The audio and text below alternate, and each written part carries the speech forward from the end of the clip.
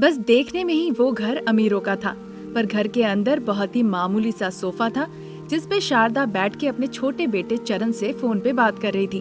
वहाँ चरण पार्क के पास खड़ा था। क्योंकि वो बड़ा है तो उसे पढ़ाई के लिए खर्च तो करनी पड़ेगी, तुम पैसों को लेकर मत सोचो। ठीक है माँ, फिर भैया आने पे उन्हें याद दिलाना मत भूलना। तभी वहाँ पे मोनिका, जो कि मॉडर्न ड्रेस पहनी हुई थी, एक हाथ में आइसक्रीम खाते खाते और दूसरे हाथ में आइसक्रीम लेके चरण के पास आती है। चरण फोन रख के मोनिका से आइसक्रीम लेके खाने लगता है। तब रात के करीबन 9 बज रहे थे। अनामिका किचन का सारा कामकाज खत्म करके अपने बेडरूम की तरफ आ रही थी। उधर बेडरूम में बेड के ऊपर रमेश हाथों में कुछ पैसे लेकर बैठा हुआ था और परेशान था। तभी दूध का ग्लास लेकर अनामिका वहाँ आती है। अनामिका मुस्कुराते हुए दूध का ग्लास रमेश को देती है। सच कह रहा हूँ अनामिका, बस तुम्हारी मुस्कुराहट ही काफी है मेरे लिए। सुबह से लेके जितनी मेहनत करता हूँ मैं, सारी थकावट 2 मिनट में खत्म हो जाती है। कहते कहते रमेश पैसे अनामिका को दे देता है। अजी, आप मुझे इतने कम पैसे दे रहे हैं, मैं घर कैसे चलाऊंगी? ऐसा कह ही रही थी, तभी शारदा वहाँ पे आ जाती है। बहू के हाथों में पैसे देखकर उसे बहुत ईर्ष्या होने लगती है और गुस्से से कहती है, क्या बड़े बेटे, मेरी बहू क्या कह रही है कि शहर में रहने वाले छोटे भाई को पैसे मत दो, यही ना? माँ, तुम अनामिका को सही नहीं समझ सकती हो, ठीक है, पर कम से कम गलत मत समझो। वो तो बस इतना ही कह रही थी कि इतने कम तनख्वाह में पूरा घर वो कैसे चलाएगी, और हम दोनों इसी बारे में बातचीत कर रहे थे। तुम्हें जो कहना है कहो, उसके बारे में मुझे नहीं सुनना। शहर में तुम्हारा छोटा भाई रहता है, उसे पैसे भेज देना। कैसे माँ? अनामिका बहुत कमजोर है और डॉक्टर ने कहा है कि उसे अच्छा खाना खिलाने के लिए। ये सब मुझे नहीं सुनना है बेटा, पैसे तुम भेज देना। इस तरह से कहती है और गुस्से से अनामिका को देखकर वहाँ से चली जाती है। आप एक वक्त खाना तक नहीं खाते, दूध पी के इस घर का खर्च कम करना चाहते हैं। अगर दूध भी नहीं पियेंगे तो कैसे चलेगा? कुछ नहीं होगा अनामिका, ये दूध ले जाके फ्रिज में रख दो, कल चाय बनने में काम आएगा। जब वो बातचीत कर ही रहे थे तभी प्रसाद वहाँ पे आते हैं, खाने का प्लेट हाथ में लेके। उन्हें देखकर रमेश और अनामिका बिस्तर से खड़े हो जाते हैं। देखो बेटा, तुम अभी गर्भवती हो, खाली पेट सोना नहीं है, ये खा लो फिर दवाइयाँ ले लो। ये सब सुनकर अनामिका की आंखें गीली हो जाती है। रमेश समझ जाता है कि जरूर उसकी माँ ने उसे कुछ भला बुरा कहा है। फिर एक दिन चरण अमीर लड़की मोनिका से जाकर शादी कर लेता है। फिर वो दोनों खुशी खुशी घर लौट आते हैं। अरे सुनो बड़ी बहू, जल्दी जाके आरती की थाली ले आओ और इसकी नजर उतारो। अच्छा ठीक है माँ जी। ऐसा कहने पे अनामिका अंदर जाके गंगा जल और आरती की थाली ले आती है। ये देखकर अमीर छोटी बहू पैसों का एक गड्डी फेंकती है। ले लीजिए दीदी, आप तो बहुत गरीब परिवार से आई हैं, कुछ ला नहीं पाई। माँ जी ने मुझे पहले ही बता दिया था। पैसे क्यों दे रही हो? शारदा जल्दी से जाके पैसे उठा लेती है। ये देखकर प्रसाद, हाँ बेटा, बड़ी बहू को पैसे देने की जरूरत नहीं, वो हमारी घर की तो साक्षात माँ लक्ष्मी है। ऐसा कहकर वहाँ से वो चले जाते हैं। दिन निकल रहे थे, तभी एक दिन करीबन सुबह के जब 8 बज रहे थे, अमीर बहू रानी अनामिका नींद से उठ के आके सीधा शारदा के बगल में सोफे पे बैठती है। अनामिका, अनामिका, इस तरह से वो जोर से आवाज लगाती है। अनामिका जो किचन में थी, वो भागते हुए बेड कॉफी लेकर जल्दी जल्दी मोनिका के पास आती है। कॉफी पीते ही मोनिका का मुंह बन जाता है और वो कप समेत कॉफी नीचे गिरा देती है। मैं अमीर घर से हूँ, इतना घटिया कॉफी मैंने आज तक कभी नहीं पिया। जल्दी से दूसरा कॉफी बना के मुझे मेरे बेडरूम में लाके दो। ऐसा कहकर मोनिका वहाँ से उठ के चली जाती है। अनामिका दुखी होकर शारदा को देखने लगती है। शारदा कुछ जवाब नहीं देती। थोड़ी देर बाद मोनिका जब ड्रेसिंग टेबल के सामने बैठकर मेकअप लगा रही होती है, अनामिका कॉफी लेके उसके पास जाती है। ये भी तुम्हारा सड़ा मुंह जैसा ही है, अब कोई चारा नहीं है, जाओ कॉफी खत्म होने से पहले तुम जाके बाथरूम साफ करो। इस तरह से कहने पे अनामिका बिना कुछ कहे सीधा बाथरूम साफ करने चली जाती है। ब्रश से वो साफ करती है, फिर पानी डालने लगती है। इस तरह गर्भवती बहू अनामिका दिन रात बिना आराम किए हुए बस काम ही काम करती थी। तभी एक दिन मोनिका के कुछ अमीर दोस्त उसके घर आए हुए होते हैं। वो सब सोफे पे बैठकर बातचीत कर रहे थे। सभी को अनामिका कोल्ड ड्रिंक्स लाके पिलाती है। मोनी, ये कौन है? हमारी घर की नौकरानी, इस तरह मोनिका कहती है। शारदा भी वहीं खड़ी थी पर कोई जवाब नहीं देती। पर रमेश को ये बात सुन के अच्छा नहीं लगता, उसे बहुत गुस्सा आता है। मोनिका, वो मेरी पत्नी है, इस घर की बड़ी बहू, वो नौकरानी नहीं। तुम्हारे पास बस पैसे हैं, पर मेरी पत्नी के पास संस्कार भी है। जब कुछ कहो ना, उससे पहले जरा सोच के कहा करो। ऐसा कहकर गुस्से से वो वहाँ से चला जाता है। ये देखकर मोनिका के दोस्त उसे भला बुरा कहते हैं और वो भी चले जाते हैं। मोनिका बहुत गुस्से में थी। उसके पति चरण घर लौटने के बाद उसे पूरी कहानी वो खुल के बताती है। फिर रात में ही दोनों भाइयों के बीच बहुत लड़ाई होती है। भाई, तुम्हारी पत्नी मेरी पत्नी को सबके सामने नौकरानी कह रही थी। मोनिका क्यों? मैं भी कहता हूँ, तुम तो कर्मचारी हो। बेटा चरण, चुप रहिए पिताजी, आप तो बस अपने बड़े बेटे और बड़ी बहू को ही सम्मान देते हैं, छोटे के लिए तो प्यार ही नहीं। यहाँ तो हमारा सम्मान ही नहीं है, इसलिए मैं और मोनिका कहीं और जाके रहेंगे। कहीं और क्यों जाना? इसी घर को 2 हिस्से में बांट दीजिए ना। हाँ हाँ, यही होना चाहिए। ये गरीब बहुरानी तो अमीर बहुरानी को देखकर हमेशा जलती है, उसकी आंखों में साफ साफ झलकता है।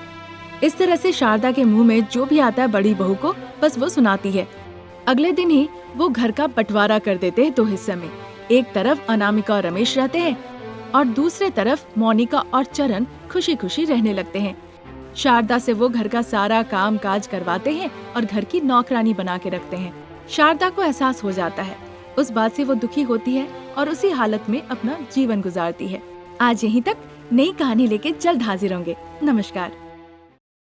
बहुत तेज बारिश हो रही थी। गांव में एक पेड़ के नीचे गरीब बहू रानी अनामिका अपने बेटे को गोद में लिटाकर और अपनी 5 साल की बेटी भव्या का सर ढक देती है ताकि वो बारिश में गीली ना हो जाए, और वहीं पे बैठ के सब्जियां बेचने लगती है।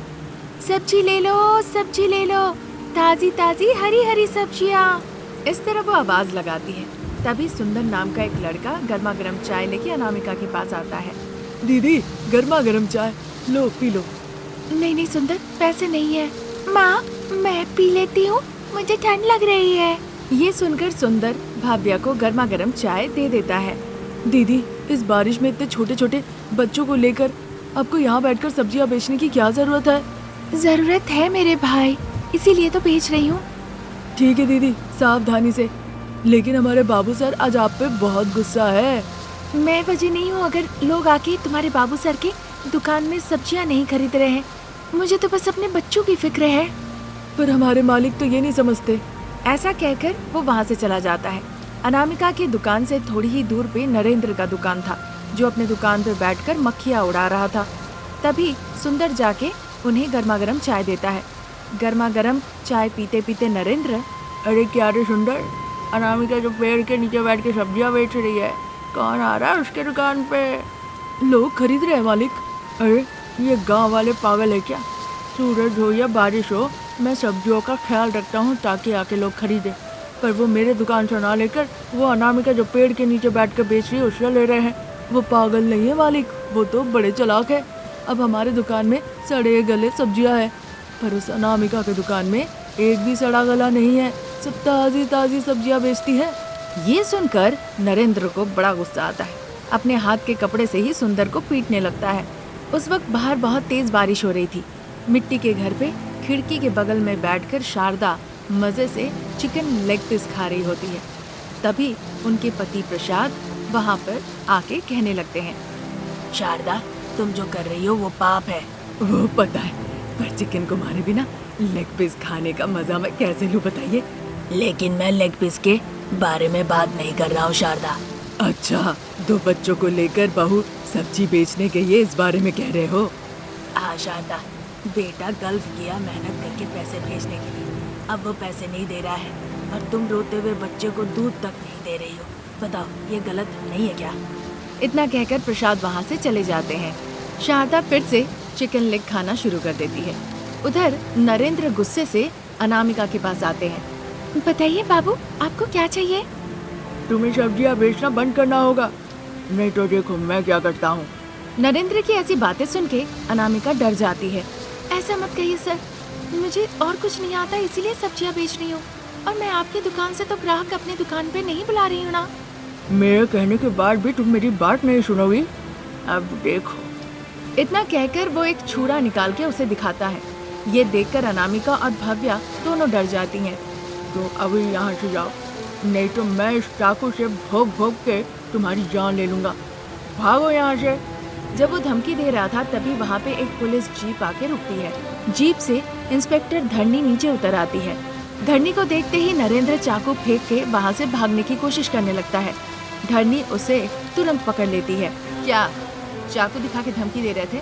अभी आपको जेल में डाल दूंगी तो अच्छा होगा। अरे मैडम, मेरा दिमाग खराब हो गया था, इसलिए मैंने ऐसा किया। आज के बाद मैं इस तरफ कभी नहीं आऊँगा, मुझे माफ़ कर दीजिए। धरनी इस तरह से नरेंद्र को धमकी देती है। नरेंद्र छतरी लौटा के वहाँ से चुपचाप चला जाता है। फिर धरनी छतरी पकड़ लेती है। उसे देखकर, मैडम आप ठीक है? मैं ठीक हूँ अनामिका, पर ये छोटा बच्चा इतना क्यों रो रहा है? इसे तुम दूध पिलाओ। ये सुनकर अनामिका की आंखें भर आती है। मेरा दूध नहीं बन रहा है मैडम, इसीलिए डब्बा दूध दे रही हूँ। तो उसे पिलाओ अनामिका। पैसे नहीं है, इसीलिए माँ उसके लिए दूध नहीं खरीद पा रही है। आप उस बारे में मत सोचिए मैडम, आप बताइए आपको कौन सी सब्जी चाहिए? मैं सब्जियाँ ले लूंगी, पहले ये पैसे लो और जाके दूध का डब्बा ले आके पहले बच्चे को दूध पिलाओ। बच्चे को अगर दूध पिलाना होगा तो पहले इन सब सब्जियों को बेचना होगा। अरे तुम पागल हो क्या?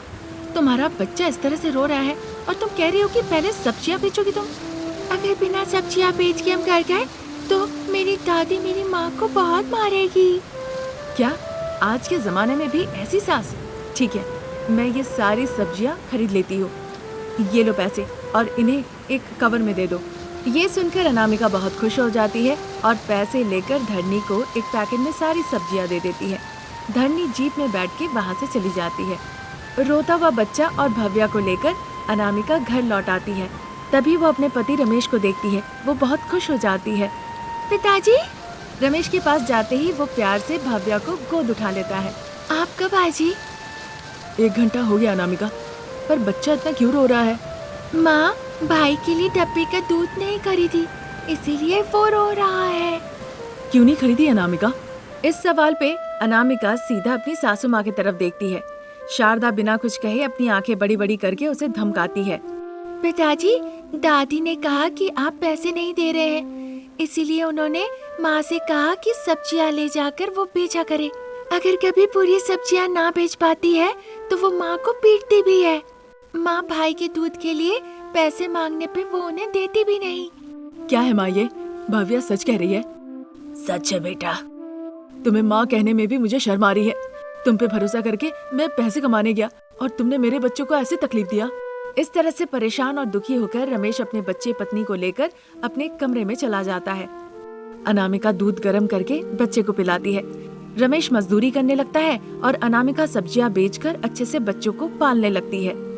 अब चूंकि उसकी झूठ पकड़ी गई, इसीलिए शारदा घर का काम करती थी, खाना पकाती थी और बहू जो देती थी वही खाती थी। आज यहीं तक। नई कहानी लेके जल्द हाजिर होंगे। नमस्कार।